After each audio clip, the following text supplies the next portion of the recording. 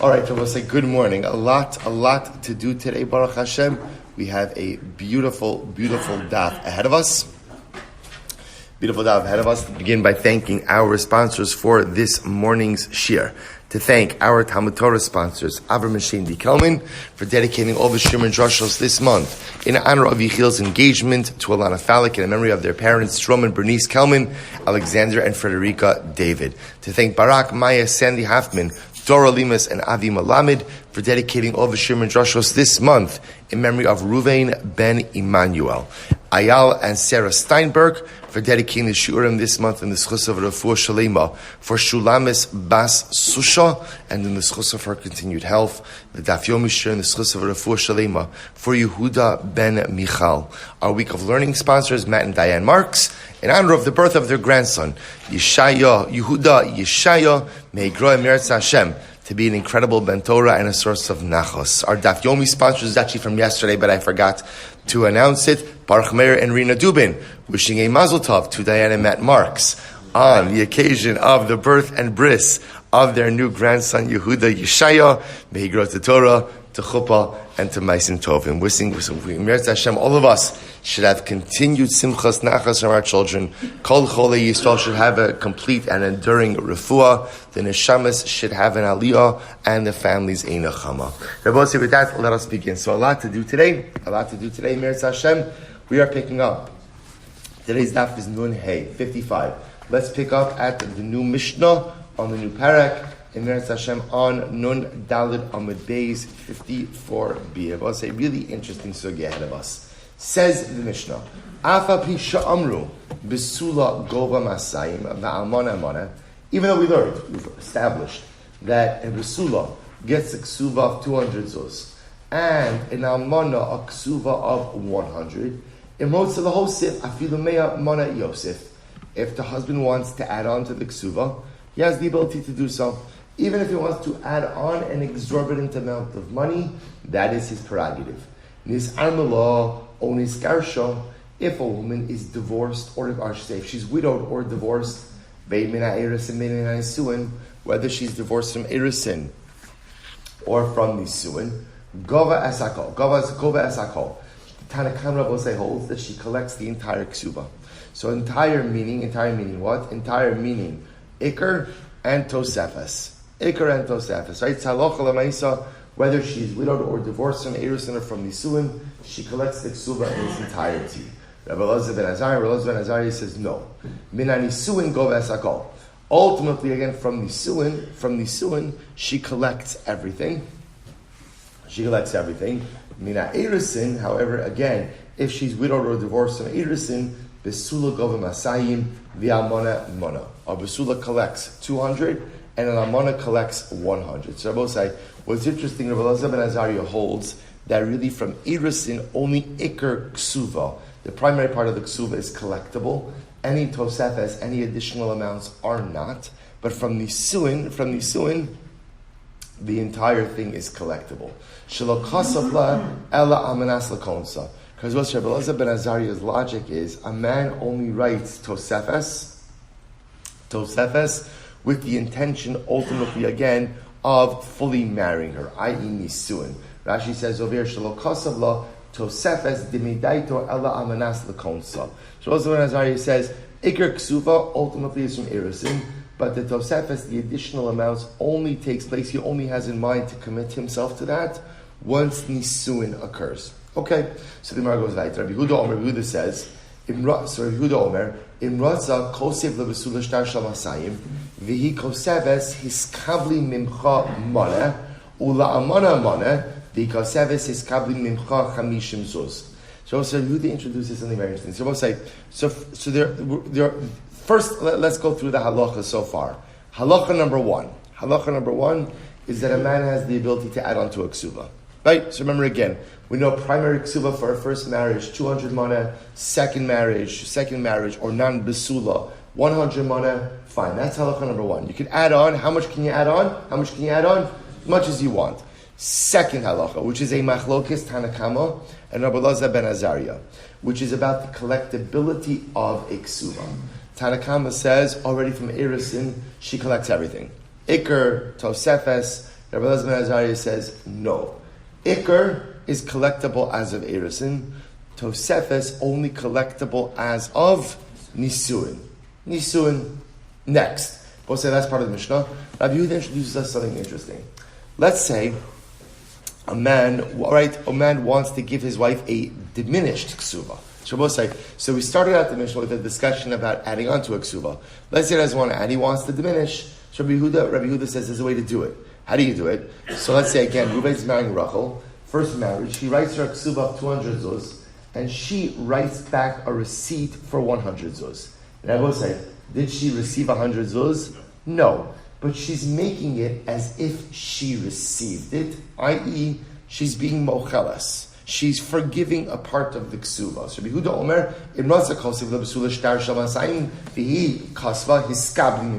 she could write a document that says, I received 100 zuz from you, or for an almana,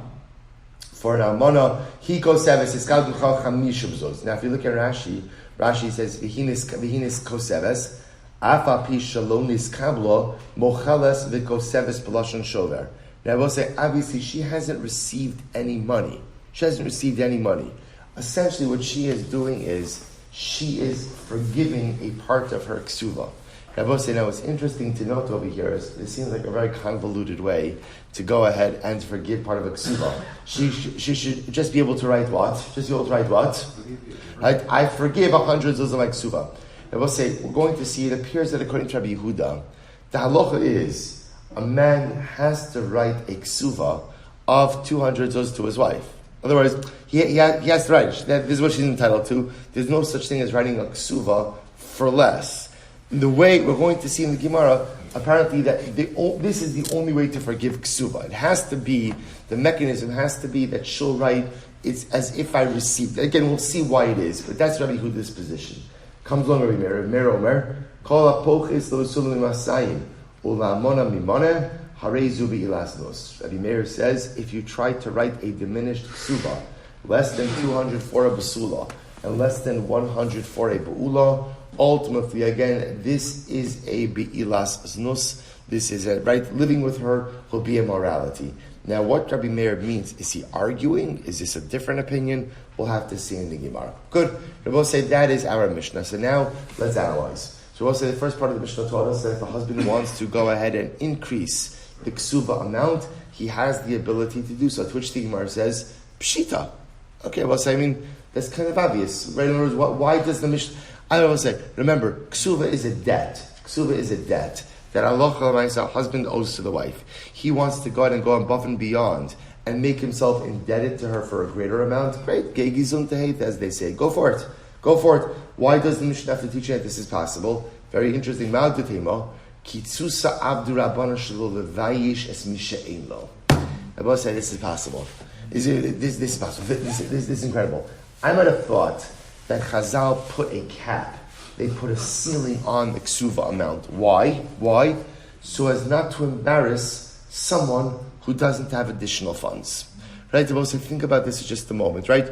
Reuven's marrying Rachel. Reuven is a man of means. So he has the Iker ksuva of 200 zuz, and he promises her another $100,000. Right? Shimon is marrying Leah, and Shimon doesn't have any money. So he's going to obligate himself, obviously, to the Iker ksuva, but he doesn't have anything extra. I might have thought that Chazal would put a cap on a ksuva so as not to embarrass people who don't have it. I will say, we have halachic precedent for this, right? Where do we see that Chazal legislate ultimately against spending in order not to embarrass? Where do we see this?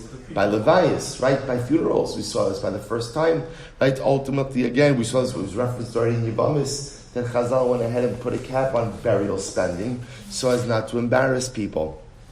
So I might have thought, therefore, Chazal put a cap on ksuva spending, kamash malon we don't. They will say, by the way, it raises an interesting point. It's in other words, kamash malon, the Mishnah tells us that you could increase the amount of a ksuva, and effectively you could spend as much as you want on the ksuva. Spend as much as you want on the ksuva.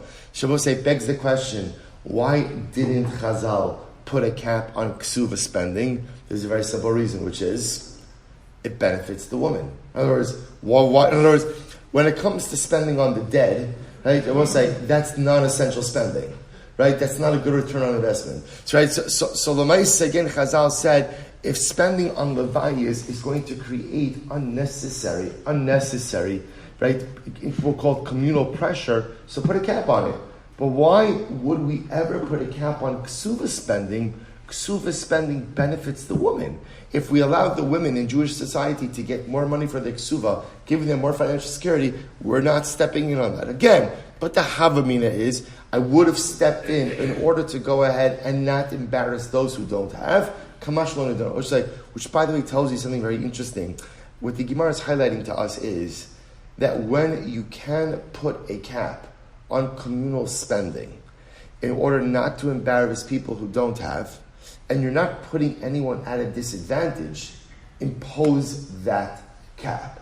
Which I will say is an interesting thing. We don't have organized Jewish community enough to do these kinds of things, but in the Hasidic communities, they have takanas. In other words, for example, in many of the Hasidic sects, there are caps on how much you are allowed to spend on a wedding, how many people you're allowed to invite to a Sheva Brachos. In other words, and these caps are there in order to create a societal norm and in order to avoid unnecessary spending on things where people can't afford it. Because Rabbi said it is a social pressure. Again, it exists in our community to make a wedding that looks a certain way, to invite a certain number of people. I was recently having a conversation with someone who was marrying off a child, and he said to me, I have only one regret. My regret is that I couldn't have made a chasana during COVID. I wish I could have made a COVID wedding. And at first I didn't understand what he was saying. And he was saying you remember the COVID weddings? Right, those around the COVID weddings? Right, 10 people, right? I remember because we were involved in some of these conversations with local government about how we need a minyan, right? We need a minyan. It was 10 people. It was in someone's backyard. And I would say, as having attended a number of COVID weddings, they were some of the most meaningful and uplifting events I've ever seen in my entire life, which teaches us such an incredible yesod, that it's not the number of musicians, and it's not the number of people, and it's not this, and it's not that. So again, we get lost in all of these things. We just get lost. Unfortunately, we don't have the structure of community to create standards that everyone lives by. But Lamaisi, you see how Chazal went ahead and felt when you could create standards that therefore keep things in a modest fashion so no one gets embarrassed because they don't have, do it. Ksuva, we're not going to do it because halacha lamaisi, you're going to put the woman at a disadvantage. Good, let's go back there. Says the Gemara. In Ratza Lahosif, so Rosa, listen to this. Lo Ratza Lichtov Lo Katani, Ella Ratza Lahosif. So Rabbi said, this is very interesting. So step number one in the Mishnah is you could add on to a ksuba. Good, that's step number one. Step number two, the Mishnah said, Ratza Lahosif. Rabbi said, Ratza Lahosif means what? What is that? If you want to add on. Now the Gemara makes an interesting deal. It doesn't say Imratza Lichtov, right? It doesn't say if he wanted to write, rather it says if he wanted to add. Then I both say, what's the difference between writing and adding? So Mesiyelu Rabbi Ivo, the Amr Rabbi Yanai, Tnoi Ksuva, Kiksuva Dami. So I both say, take something very interesting over here. The idea of the Gemara says like this. The chilik is, let's take this case. Reuven's marrying Rachel, first marriage. What's her ksuva amount? 200 zuz. Right? Now Reuven wants to add in another 500 zuz. So I will say, here's the shaila. How do you view the additional 500 zuz? Is the additional 500 zuz, does that become part of the ksuva? Or is that essentially just considered to be an additional amount that Reuven owes Rachel, but it's not really part of the ksuva? So let's listen to this. So the Gemara says, if the Mishnah would have written Imratza Lahosif Yichtov, if the Mishnah would have said if Reuven wants to add on 500 zuz, write it up. Write it up sounds like what? This is an additional debt that he owes her. But it doesn't say that. It says Imratza Lahosif Yosef. Yosef means added onto the ksuva, which tells us that any additional agreements to the ksuva become part of the ksuva itself. So now when he goes in and commits himself to an additional 500 zuz, that 500 zuz, which we call Tnai Ksuva, part of the conditions or additional agreements of the Ksuva, become part of the Ksuva itself. Rabbi, say, take a look at Rashi. Rashi says, Tnai Ksuva, Tosefes, Shehu Matana, or Shehu Masna, Lahos Tifla, V'chim Mizonos, V'chol Hanach Tisna B'Brekin Dilael. So we'll say, it turns out that our Mishnah reflects the view of Rabbi Ivo, and Rabbi Ivo says, Tnai Ksuva, Ke Ksuva Dami. Additional agreements to the Ksuva become part of the Ksuva itself. It all becomes part of the Ksuva. Shabbos say, so this is really incredible. So now, Tosefes Ksuva, any additional amounts that Reuven adds onto the Ksuva become part and parcel of the Ksuva itself. Shabbos say, what does this matter? So watch this. We're going to go through a series of nafkaminas. Nafkamina, here we go. Let's go through one by one. Mocheres. Shabbos say, listen to this. Let's say a woman goes ahead and mocheres or mocheles. We actually saw this 2 days ago. Mocheres means she sells her ksuva.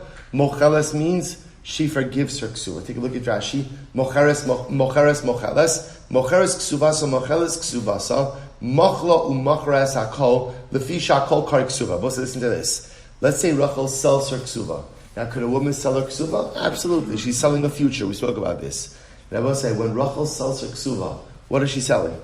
What is she selling? And the answer is she's selling everything. Everything means what? The Iker Ksuva and any Tosefes. Because Tosefes, right, any additional amounts, become part of Ksuva proper. Same idea if she is Mocheles. Let's say she forgives her Ksuva. We'll talk about the dynamics of forgiving your Ksuva. She forgives her Ksuva. The moon forgives her Ksuva. What is she forgiving? What is she forgiving? Everything. Including, because why? Because the Tosefes becomes part of the Iker. Incredible. Next, what's next on the list? Moredes. Shabbos say we will discuss this as you look at Rashi. Moredes. The Snan Bepirikin. Hamoredes al baila. Poches in lo miksuvasa. Ad masayu poches ad keneged ksuvasa. So also listen to this. The case of Moredes is a woman who refuses to be intimate with her husband. And I will say, so what we're going to see is the case, which is an interesting case. This is a case of Moredes where a woman is using their intimate relationship as a tool against him. Again, we'll discuss if she doesn't want to be intimate to him because she finds him repulsive. She doesn't want to be intimate with him because he's mean. So that's not this discussion. Moredes is the case where she refuses intimacy as a punitive measure. So Chazal penalized her in that case and ultimately diminished her ksuva. So we'll say, how much of her ksuva do we diminish? So again, ksuva includes everything. Tosefes, Iker, as well as Tosefes. Again, we'll see that case in greater pogemes. Look at Rashi, pogemes. The Barak HaKosef Tam Pogemes Ksuva. So lo tifra elo b'shvua. In pagma Tosefes. Now mishamar l'shem piron ha Tosefes is kavalti. Because we're going to see the case of pogemes is like this. Halacha l'maisa. If a woman claims that she receives partial payment on her ksuva, and the husband says, no, I paid you all of the ksuva. Since she admitted that what? She received partial payment, she has to swear about the rest. See, even as like Modeh B'Mikzas kind, right? See, even if she goes ahead and she claims, I received the Tosefes, not the Iker, that triggers a shvuah on the rest of it. Next, Tova'as. The most days goes back to yesterday's daf. How we pass halacha l'maisa. The most say, when does mizonos from the estate end? When does it end? The moment she claims her ksuva in Beis Din. Now, we'll say, what happens if she claims the Tosefes, not the Iker? That's also called claiming the ksuva. So we'll say, remember again, we're just going through a list here of showing that what? Highlighting the idea that Tosefes ksuva is like the Iker ksuva. That ultimately, again, once he commits to the Tosefes, that additional amount becomes part of ksuva proper. Next, Lo'overes al das. So we'll say Overes al das. Look at Rashi. It's actually a very interesting case. Rashi says Overes al das beperak hamadir sha'amru ala teitze shalo biksuva lo tema ksuva mana masan val tosefes. So we'll say we're going to see Overes al das. It's an interesting situation again, which we'll discuss in a couple of weeks from now, is about a woman who is in violation of halacha. When is violation of halacha? So when a woman becomes in violation of halacha, ultimately, again, we begin to either diminish or remove her ksuva. So how much of it is diminished or removed? Everything, including Tosefes. Next, top of Nun Hey, l'shevach. So I'll say interesting is Tap Rashi, very interesting. Shamru bebechoros ein habachar notel pishnayim b'shevach sheshavchu hanachasim li'achar misas avihen. So we'll say, so here, let me talk about this for just a moment. Father dies, leaves behind an estate. He's behind an estate. So let's say again, he leaves behind the bechar, a firstborn son. What's the halacha by bechar? Bechar gets pishnayim, double portion. So we'll say, the bechar gets pishnayim in the estate at the time of the death of the father. Any appreciation that occurs after the death of the father, the bechar does not get pishnayim. So in other words, what it's saying is that for inheritance law, the value of the estate is locked in at the time of death. So even if there is appreciation between the time of death and the actual chalukah division of the estate, the bechar will share in that, right? He'll share in that, but he does not get a double portion of that. Similarly, again, I will say, interestingly enough, same idea with ksuva. Value of a ksuva is locked in at the time of death. Even if there is appreciation in the estate between the time of death and ksuva collection, the woman does not share in that appreciation. Okay, that's shevach. Shabbosai, what part of the ksuva does it govern? It governs everything. Shvius, shmita, Shabbosai, the same idea. Remember, ksuva is a debt. Ksuva is a debt. So Shabbosai, so again, I can make a good argument that Baruch Hashem, anyone who enjoys marital longevity and therefore is married for more than 7 years, what's the good news for the husband? It's good news for the husband. Come Shemitah year, what happens? The ksuva is wiped out. Doesn't work that way. Right? I will say ksuva is a debt that remains even through the Shemitah year. Which part of the ksuva? The entirety of the ksuva. Iker and Tosefes. Next, Ulekosef kol nechasav lebanav. So we'll say again, we'll discuss all of these cases. So Kosef kol nechasav lebanav, we'll say, is a man who goes ahead and gives over his property to his children, writes over all of his property to his children, and ultimately goes ahead and identifies a piece of property that he goes ahead and gives to his wife. So essentially what we say is that the entirety of the ksuva is vested in that property. What part of the ksuva? Iker and Tosefes. The ligbos min akarka. Furthermore, again, remember again, ksuva is a claim which is collectible from real property. Which part of the ksuva? Ultimately, again, iker and Tosefes. Umina ziburis. Ultimately, again, remember, ksuva, I will say this is actually interesting. Anytime you have a debt that is collectible from real property, so the shaila always becomes, what type of real property? There are 3 grades of land. There's idus, beinanis, and ziburis. High quality real estate, middle quality, and inferior quality. Ksuva is a debt which is only collectible from ziburis. Lower grade, low quality real estate. So I will say, which part of ksuva? Again, Iker and Tosefes, the Chosman Shi Beveis Aviha, and I will say that also the halacha applies as long as she's in her father's home. What does this mean? Look at Rashi. Chosman Shi Beveis Aviha, Tanan Bano say Chosman Shi Beveis Abayla b'meshach almanusa govek ksuvasa li'olam v'chein Chosman Shi Beveis Aviha shelo hayu ovdim osa yisomim v'lo zanin osa govek ksuvasa kaf hei shanim. So it's very interesting. When the husband dies, is there a statute of limitations on the collection of a ksuva? Interesting shaila. So Rabbi say we are going to see that halacha l'maisa, if she is living in her deceased husband's home, there's no statute of limitation. She could collect that ksuva forever. If she moves out of her father's home, of her husband's home, she's living elsewhere. The example they give is she's living in her father's home. She has up to 25 years to collect the ksuva. If after 25 years she has not collected the ksuva, ultimately, again, it is no longer collectible. Which part of the ksuva is no longer collectible? We'll say which part?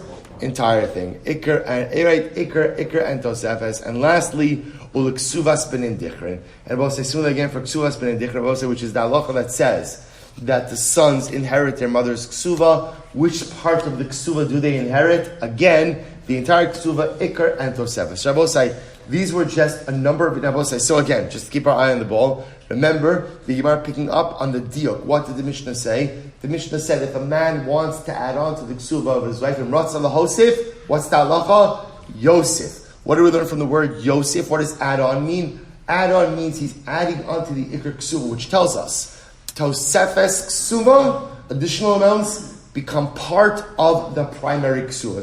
So now, when Reuven goes ahead and adds on 500 zuz to his wife, the ksuva value is 700 zuz. It's 200 of primary ksuva, 500 of ikr ksuva, of tosefes, but the tosefes becomes part of ksuva proper. The Gemara now just gave us an exhaustive list of how tosefes is like part of ikr. Tosefes is just as much part of the ksuva as the ikr itself. Incredible. Shabbos says, let's go weiter. So now the Gemara says as follows, some interesting halachas. Itmar, ksuvas ben dichrin. So the Gemara says, when it comes to ksuvas ben dichrin, so remember, back to our previous sugya, the ability or the specific clause that male children inherit their mother's ksuva. So when it comes to ksuvas ben dichrin, pumpadisa amri, lo tarfa memishibadi. Shabbos saying pumpadisa, they said, interestingly enough, as much as Shabbos says, remember, I'm going to play this out. Reuven is married to Rachel. Standard in the ksuva, they would write, any sons that we have together will Rachel inherit your ksuva. Our sons will inherit your ksuva, independent of any other inheritance considerations. Okay, now both say, so let's say now over the course of marriage, Reuven sold off his properties. So now let's say the estate, so now Rachel dies, and now the sons want to inherit their mother's ksuva. Here's the problem. What's the problem? There's no property in the estate to satisfy the ksuva obligation. So what's the shaila? So I will say a ksuva, right? Rachel, when she was alive, and now when she's dead, her ksuva is a creditor. So now the shaila is, do the sons have the right to seize sold properties in satisfaction of their mother's ksuva? So in Pumpadisa Amri, Lo Tarf Mishibadi, Pumpadisa said no. No. The sons don't have a right to go ahead and seize sold property in order to collect their mother's ksuva. Why? Yarsun to none. Because I both say the lashon of ksuvas ben dichrin is, it's a form of inheritance. And I both say in inheritance, you don't have the right to seize sold property. I both say, think about it just a moment. Let's say a classic inheritance situation. Father dies, right? Sons inherit the estate. Well, when father was alive, he sold off 25 properties. The sons don't have a right to say, well, we're now in father's inheritors, where we're clawing back. Oh, no, inheritance is when the father dies, whatever is in the estate, that's what you inherit. Whatever he sold off, that's it. So therefore, in Popadisa, they said, Ksuvas ben dichrin is framed as an inheritance. So what it tells you is when mother dies, you have the ability to collect your ksuva from whatever is in the estate. But for argument's sake, if there's no more property in the estate, you don't have the ability to go ahead and claw back sold properties. On the other hand, so the Gemara says, so b'nei Masa Mechasya Amri, but in Masa Mechasya they said, Tarfa Mishibadi. No, ultimately again, it's incredible. In order to collect the mother's ksuva, ultimately again the sons could actually go ahead and claw back sold properties from the estate. Why? Yaspun to none. Because they used to use the lashon of yaspun. Yaspun means they will collect. Your sons will collect the ksuva, and Rashi points out yaspun is a lashon of a bal chov, of a creditor. So the same way that if the borrower owes the creditor money and the borrower defaults, but in the interim the borrower sold off property, the creditor has the ability to claw back sold properties, so too the sons have the ability to claw back sold properties. Incredible. So the Gemara says, what's the halacha? Lo tarfa mishibadi. How do you pass the halacha l'maisa? Sons don't have the right to claw back sold properties. Why? Yar son to none. Because the lashon ultimately for ksuvas ben dichrin is a lashon of Yerusha. A lashon ultimately again of inheritance. And I both say that is halacha l'maisa. It's very important. So therefore again, in every ksuva it was standard that Reuven would write to Rachel, when you die your sons will inherit your ksuva, independent of any other Yerusha considerations. But their ability to inherit the ksuva is based on the estate having property at the time of Rachel's death. If Reuven sold everything off and there's no property to collect from, the sons do not have the ability to claw back any additional properties. Incredible. Metaltali v'isnu beinayu below shvuah. So let's listen to this. Let's say there's metaltalin. It's an interesting case here. So if you look at Rashi, metaltalin v'isnu beinayu. Let's say the estate has metaltalin. Now what's the case? Look at Rashi. Hamiyachid metaltalin, the first wide line of Rashi. Hamiyachid metaltalin l'ksuvas hishto umeis behein be'en V'hi nifra'as mehen not lasan shelo b'shvuah. So supposed to listen to this. So here's the case. Reuven marries Rachel, gives her ksuva. They're both say, in this case, what he did is, he identified metalton, movable property, as the source of payment for her ksuva. So say, just for argument's sake, right? Reuven marries Rachel. He says, listen, I have a watch collection. So I'm identifying my two Rolexes as your ksuva payment. Okay? Now Reuven dies. The Rolexes are here. Shabbos says, listen to this. So the halacha is below Shavua. So Rachel could collect the Rolexes as part of her ksuva payment, and she doesn't have to take a Shavua. Less nubeina. Shabbos says, actually, before we go on, so go back to that Rashi for just a moment. It's the last short line in Rashi. Metalti v'lisni beinayu hamiyachid metalton l'ksuva sishto. So we're talking about a man who identified movable property as the source of payment for his wife's ksuva. Umes. So now Reuven dies. Vehein be'en. The metaltalin is there. Vehi nifra'as men not lasam below shvua. So she can go ahead and collect from them without a shvua. Listen to this. The time of my amra banon minichse yisomim lo tifra ela b'shvua. D'chayshinan dilmat srari at b'sa v'hacha hainu srari da'at b'sa. So let's listen to this. In general, there's a halacha that says, if you are collecting money from the estate of Yisomim, you can only do so with a shvua. Right? Why? Because Rabbi say, Yisomim, the orphans, often don't know the affairs of the estate. So we're concerned that if someone's coming to collect from the debts, collect the debt from the estate, maybe they were repaid already, and they're trying to take advantage of the lack of knowledge of the Yisomim. Therefore, in order to go and avoid that, we say, okay, you want to collect the debt from the estate, no problem, you have to take a shivua.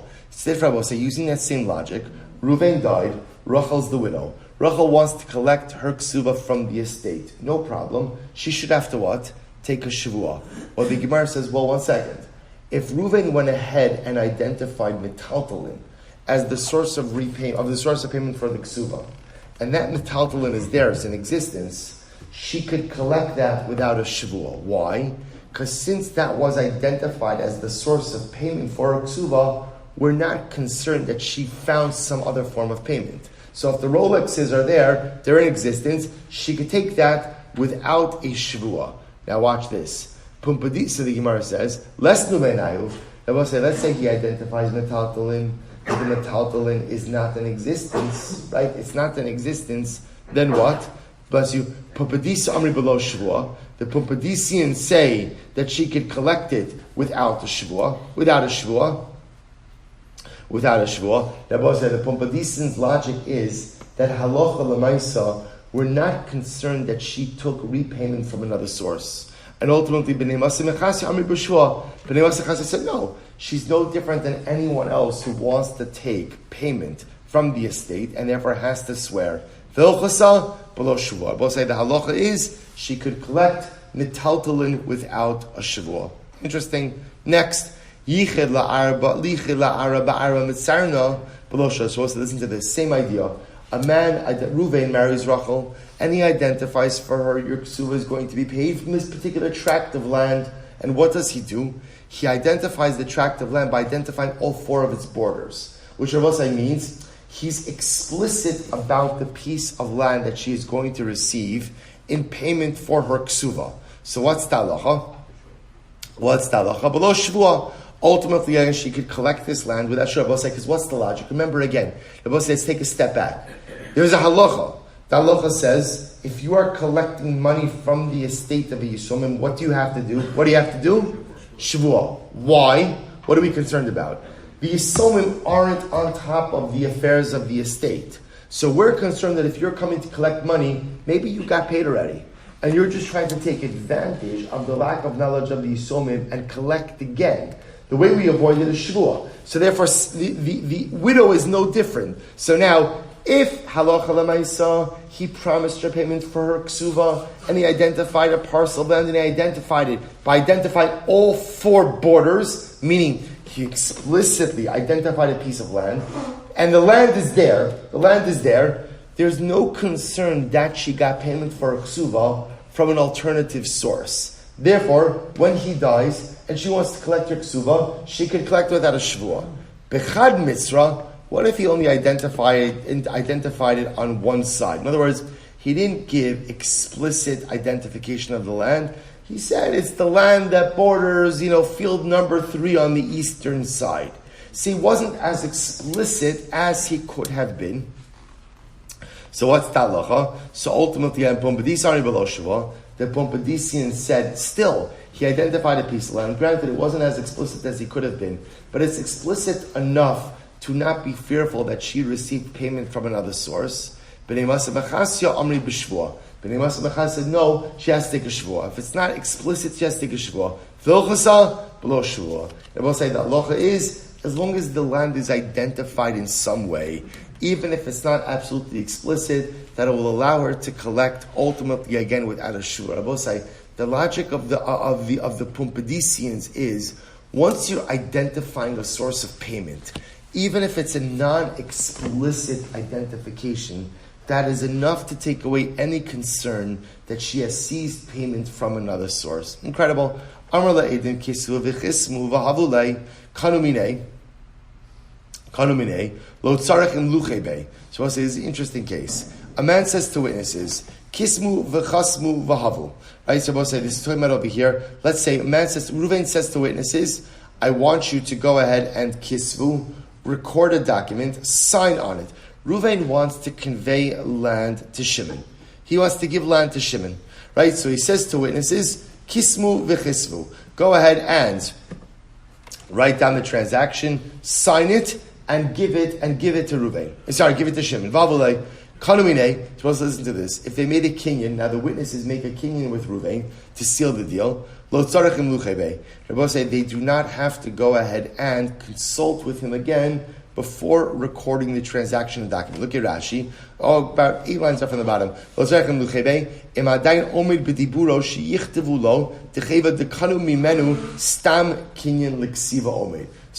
what's interesting. So Reuven says to witnesses, listen, guys, I want to gift property to Shimon, so do me a favor. Kismu, v'chasmu, write it down, sign on it, and deliver it. And then the witnesses do a kinyan with Reuven, solidifying the transaction.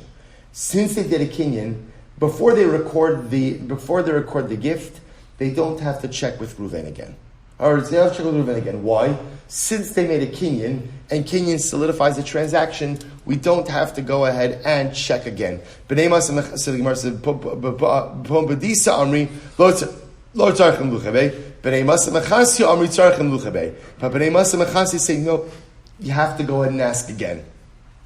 Before you write it down, you have to go ahead and ask again, just to make sure Reuven did not change his mind. To which the Yom Tzarchim Luchabe. And interesting, what's that lacha? Before recording it, you have to check back with Reuven that he indeed wants this transaction recorded in the document, that he still wants you to go ahead and record the document. Good. So I'll say, number of machloksim, masamechasim, b'nei pupedisa. Good. Weiter. So the Gemara goes on. Itmar Rav Rabbi Yonos. Chad Amar, halocha krebelazar ben Azariah. V'chad Amar, ina krebelazar ben Azariah. So we'll say machlokes. A machlokes, Rav and Rabbi Nosan. One said, the halacha is Rabbi Elazar ben Azariah, one says, remember again, what did Rabbi Elazar ben Azariah say? Rabbi Elazar ben Azariah said, yes, a man could add on to a ksuva, but Rabbi Elazar ben Azariah says, when is Tosefes collectible as of Nisuin? Nisuin, right? Iker ksuva could be collectible as of Erusin, but Tosefes only collectible as of Nisuin. Why? Rabbi say, what was Rabbi Elazar ben Azariah's logic? What was his logic? That a man only commits to the Tosefes when? After Nisuin. So says the Gemara Machlokes, who does the halacha follow? Tistaim Rabbi Nasan and the Amar halacha Rabbi Elazar ben Azariah. It would appear that Rabbi Nasan is the one who says that the halacha follows Rabbi Elazar ben Azariah. Why? The Shamina of Rabbi Nasan the Azal Basar Umdina. They both say why? Because Rabbi Nasan himself goes what we call Basar Umdina. They both say what does Umdina mean? An assumption. See, Rabbi Elazar ben Azariah's psak is an assumption. What's the assumption? A man does not want to go ahead and commit to a tosefes, to additional amounts, until when? Until after Nisuin. They will say that's what we call an umdina. A umdina is an assumption about human behavior. So Rabbi say, therefore, Rabbi Ben Azariah Paskins, we go basar umdina, an assumption about human behavior.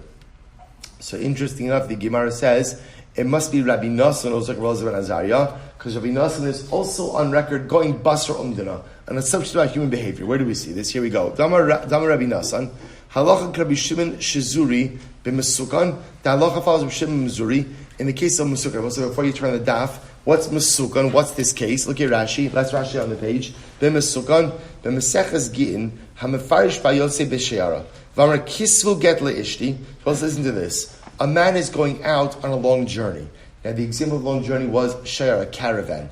Caravans often crossed desolate deserts, and often people did not return from such journeys. So a man is going on a journey, and before he leaves, he says to another person, who says to two witnesses, Kisvu get leishti, write a get for my wife. We'll call it Reuven is going on the journey. But what didn't Reuven say? What didn't he say? Tenu. He said, write a get. What he didn't say was, give it. So the Gemara says, Shlomer Tenu, Hare elu yichtavu v'yitnu. The machmas tirdasa shu ba'al al nafsha lo hizbekom. So we'll say, so we understand, even though Reuven didn't say Tenu, we understand that what? That what? He meant Tenu. So why didn't he say it? He's preoccupied with the journey. Same idea, Rabbi Osai, halacha l'mais. Reb Shimon Shizuri says, Mesukan, if someone's on his deathbed, and he says to witnesses, Kisfu get leishti. Now, remember again, why would someone on his deathbed be giving a get to his wife? Why? Yibum, right? Could be a consideration. Other possibilities, he doesn't like her, and he just doesn't want her to get mazonos after he dies. That's the other possibility. But we'll go with the Yibum possibility. So he says kisvu, but he doesn't say tnu. So Shimon Shizuri says this is no different than the guy who goes out with the caravan, right? And halacha l'maisa, just because he was bohol, right? He was preoccupied with the circumstances. He didn't say tnu. So we'll say I'm a base. Obitrumas meiser shal meiser. So again, I want to point out. These are examples, Rabbi say, where we are going basar umdina. We're making an assumption. What's the assumption? That he meant to say tenu. Why didn't he say tenu? He was preoccupied. And same idea, Chumas Meiser Shel Demai. So Rabbi say, the case of Chumas Meiser of Demai, Rashi points out, I'll just say this outside. Remember again, we know what Demai is. Right? Demai is produce of an Ama Oretz. That halacha l'maisa Chazal said, you have to retithe because we're concerned that they're not tithing properly. So without getting the intricacies of this case, remember again, Chumas Meiser is the portion that a Levi separates out. Let's say a Chumas Meiser of Demai that gets mixed in with Chulin. Now we could go ahead and preclude Yisrael from eating the entire mixture, which could represent the loss. In that case, we allow you to go back to the Amma Aretz and ask him straight out, Amma Aretz, did you tithe or not? And if the Amma Aretz said that he tithed, that'll be enough to take away the suffix nature of the mixture. Again, it's grouped together with this, but it's not what we need right now. So the Gemara says, so therefore, what do you see from here? You see Rabbi Nassan is of the opinion that we go basar umdina. We make assumptions about human behavior. Where do we see that? Man goes out on a long journey, or is a masukan, says kisvul get, didn't say tenu, we assume that he meant tenu. So it must be Rabbi Nassan is the opinion who holds that what? Rabbi Nassan is one who holds that the halacha follows Reb Elazar ben Azariah, because Reb Elazar ben Azariah also goes basar umdina, also halacha l'maisa makes assumptions about human behavior. Either Rav lo azal basar umdina, but Rav doesn't go ahead and make assumptions, doesn't go after assumptions about human behavior. Matnas shchiv mera shekasuv ba kinyan. Abba says, interesting case. Let's say a shchiv mera. Abba says shchiv mera is a person who's on his deathbed. Right? Reuven's on his deathbed, and he's conveying a gift. Right? But in the shtar, he's conveying property. But in the shtar, he wrote a kinyan. Rashi says over matnas shchiv mera. Eno tzricha kinyan shetekin uchacham dvar ksuvin ksurin kshol titrof dait v'alav. Then Kasav Bakinyan. Rabbi say, listen to this. The whole chap of a Shchiv Mera is that Chazal allowed a Shchiv Mera to convey property without the kinyan. Now, why did they do this? Because ultimately, again, they wanted to make things as easy as possible for a Shchiv Mera and wanted to eliminate as much worry and anxiety for Shchiv Mera as possible. So Rabbi say, listen to this interesting case. Let's say a Shchiv Mera writes a document conveying something. But in the document, he also writes, quote-unquote, a kinyan. So he's utilizing two things. He's utilizing the mechanism of conveyance of a shchiv meirah, but he's also utilizing the mechanism of kinyan. So the Gemara, Bebei Rab Mishvei Rab Amri Arkavei Atrei Richshi. Such an individual ultimately again is going ahead, I will say, and what? Is going ahead and utilizing two steeds, right? He's utilizing ultimately again two horses, which I will say means what? Which is, in other words, that here the shchiv meirah is utilizing two forms of kinyan. He's utilizing a form of kinyan of shchiv meirah, and he's utilizing a form of normative kinyan. He's riding on two horses. So the Gemara says, Shmuel says, Lo yedana mai idun bei. I'm not sure exactly how to judge this transaction. Should we look at, because we'll get into the intricacies of this in tomorrow's daf, but essentially what's happening over here is Shmuel. So Rav says he's benefiting from two halachic mechanisms. Shmuel says, I don't know what to do with this. Right? When a shchiv meirah does a matna shchiv meirah, it also utilizes a normative kinyan. So do we look at this transaction as a shchiv meirah transaction with all of its leniencies, or do we look at this as a regular transaction, i.e. a regular kinyan? That's the shayla. So the Gemara says, so I'll say, what does it mean when Rav said that he's riding on two horses? Harihi kematnas bari, baharihi kematnas shchiv meirah.